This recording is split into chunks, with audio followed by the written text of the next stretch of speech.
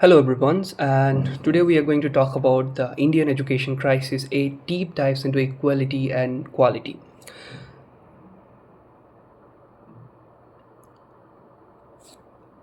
Welcome to our discussions on critical issues facing India's today's the state of our education systems. We'll be exploring the complex relationship between the equity and quality in Indian schools, drawing insights from comprehensive analysis by Bimla Ramachandran. You can search in Google so you can find the resources. The troubling reality of the learning outcome, despite impressive enrollments numbers, especially in primary schools, there is a growing disquiet about the actual learning happening in Indian classroom. A parent from Rajasthan in 2014 starkly articulated this concern, stating that a class 8 student today struggles to read what a class 4 children could easily comprehend decades ago. Well, many children are dropping out because they simply cannot cope with the curriculums due to a lack of foundational skills in language, mathematics, and science. Even governments report acknowledge these disturbing trends. The committee drafting a new educational policy noted that while accessibility and infrastructure have improved, significant concerns remaining regarding inequality and poor quality of educations. Well, shockingly, a 2011 ESSER report revealed that less than half of the class 5 children could read a uh, simple class 2 level text, could not able to read class 2 level text, and even fewer could solve the basic two-digit subtraction problem or multiplication problem. They comes under the foundational literacy and numeracy.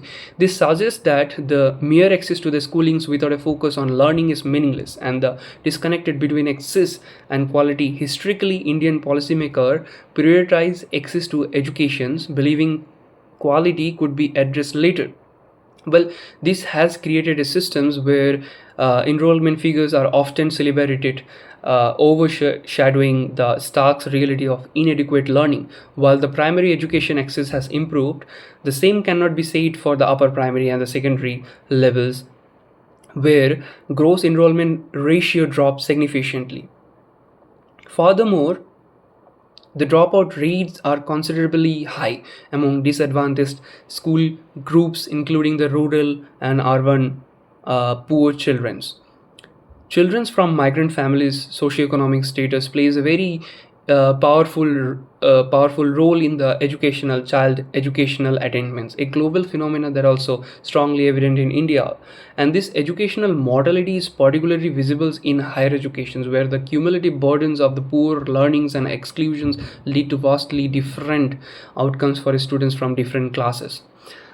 If we talk about the dual systems of education, a significant reasons for this crisis is emergence of dual education systems. In early 1950, a quality education was largely a privilege, and most middle class families attend government schools. However, by 1960, a gradual shift begins with affluent families increasingly opting for the private schools, a trend that has accelerated over the decades. And today, a substantial proportion of the children from a poorest economic quartile attend governments and government aided schools, while private schools enrollment increase as one goes up the economic ladder. Well, even the poor children who attend the private schools often up is low cost private institutes where the quality is only marginally better than government schools, and the infrastructure is often worse. And this segregations means the children go to the different kinds of and the differentially endowed schools. Well, adding to this, there is a significant disparity in the availability of the middle and the secondary schools between the rural and urban areas, limiting educational continuity for the many. And this creates a hierarchies of the access where a children's caste, community, and a gender often dedicated the type of the schools they attend, effectively pushing socially excluded groups into the educational ghettos. Why are government schools are failing? The main important question. Several critics issues are contributed to the poor quality of the government's schools.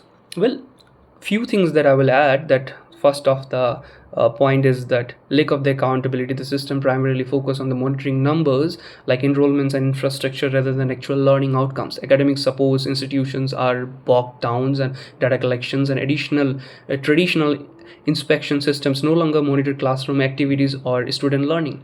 Well, the second one is the no detention policy. The no detention policy extend up to the class 8 under the RTE Act 2009 promotes children without ensuring they acquire a grade specific knowledge and skills. And this results in many children reaching higher grades without basic literacy and numeracy. Poor attendance and teacher absence. The third one, school working days vary significantly and students attendance is declining more critically, and teacher absence rates are highly with many teachers rotating France leaves and leading to a single teachers managing single multiple classes and significantly reduced teaching learning times. The fourth one is the infrastructure deficiencies, and despite policies and schemes, many government schools suffer from crumbling infrastructure, which is poorly maintained facilities and a lack of basic amenities like water in the toilets. Furthermore, girls' school is in rural and the remote areas often lack science or commerce subjects, limiting future opportunities for the female students. The fifth one, lack of stakeholder investments. A fundamental issue is that those are in power, political leaders, administrators, media, and the middle classes have largely abandoned government schools for their own children's educations, and they demand better facilities and quality for their families while they ignore the dire conditions in the government schools. The sixth one is the teacher quality and attitudes. The teaching is increasingly become a career of a last resort, and the deployments of less competent contract teachers to rural and remote areas further what point we can say further quality divides and preconceived nations and prejudices among some teachers regarding the availability of disadvantaged children also hinder their learning. The seventh one, the reimagining educations, a reimagining. How can we reimagine the education? A way forward, the current situation is indeed crimed, but there is an urgent needs to reimagine educations and overhaul the system. We must move beyond simply measuring inputs and focus on the learning outcomes as the primary goal. Well, the few key steps for reform includes the teacher empowerments and accountability. Engage teacher in reinforming requirements, academic supports, and management systems. Implements accountability mechanisms like linking promotions and rise to the overall learning levels of their students. Teachers should be appointed to a specific school and be accountable to the children they teach. The second one, focus on learning levels. As certain children's learning levels periodically and shares these informations with parents and stakeholders, the systems needed to shift from syllabus completions to understandings what children actually know and working at their individual levels. The third one is strengthening foundational learning. Prioritize building a strong foundation at the pre-primary and primary stage as catching up later is difficult. This necessary is reducing people teachers ratio at a primary level to allow for the individual attentions and innovative teaching. The fourth one is the robust school management. Headmaster need more authority to manage the teacher, including sanctioning leaves, determining pay rises, and with holding salaries for non-performing teachers. They should also have a budget for remedial infrastructure, instructions, and support for slow learners and children with disabilities. Well, universal basic standard, the fifth one, every school in the country must meet a basic, minimally acceptable level of infrastructure with one teacher per classes and people teacher ratio calculated per schools, not per districts. An independent mechanism for auditing this school functioning is also a crucial. Well, the sixth one or fifth one, addressing teacher attitudes. Openly discuss and address teacher attitudes and prejudices that influence their environment and effort with the students, particularly those from disadvantaged background. The crisis in India in education reflects global concerns. The education system must be reimagined to empower individual individual to make informed choices, appreciate diversity, and act with autonomy and responsibility. It's about ensuring that education adds real value to the lives for all the children, not just the privileged few.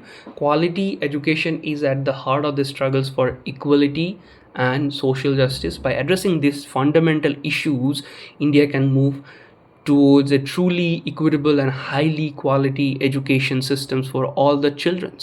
Thank you so much.